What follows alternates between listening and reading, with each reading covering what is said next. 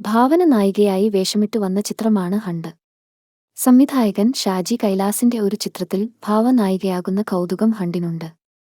Medical ക്യാമ്പസിന്റെ പശ്ചാത്തലത്തിലുള്ള ഒരു ചിത്രമായിരിക്കും hunt എന്നാണ് റിപ്പോർട്ടുകൾ സൂചിപ്പിച്ചിരിക്കുന്നത്. ത്രില്ലടിപ്പിക്കുന്ന ഒന്നാണ് ഭാവനയുടെ ഹണ്ട് സിനിമ എന്നാണ് പൊതുവെയുള്ള അഭിപ്രായങ്ങൾ വ്യക്തമാക്കുന്നത്.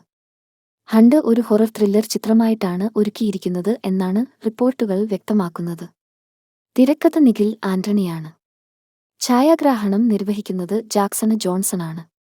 ഭാവനയ്ക്കു പുറമെ ഷാജി കൈലാസ് ചിത്രത്തിൽ അദിതി രവി, രാഹുൽ മാധവ്, അജ്മൽ അമീർ, അനുമോഹൻ, ചന്തുനാഥ്, രൺജി പണിക്കർ, ഡെയ്ൻ ഡേവിഡ്, നന്ദു, വിജയകുമാർ, ജി സുരേഷ് കുമാർ, ബിജു പപ്പൻ, കോട്ടയം നസീർ, പത്മരാജ് രതീഷ്, കൊല്ലം തുളസി, സുധി പാലക്കാട്, ദിവ്യ നായർ, സോനു എന്നിവരും പ്രധാന കഥാപാത്രങ്ങളാകുന്നു.